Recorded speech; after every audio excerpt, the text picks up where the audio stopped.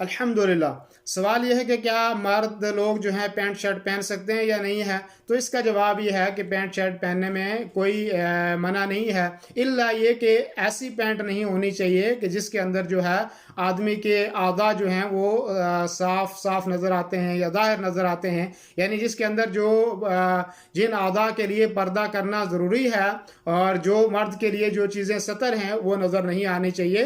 ये खुली पैंट है तो उसमें उसको आदमी पहनने में कोई हर्ज नहीं है, पहन सकता है, उसको पहन सकता है।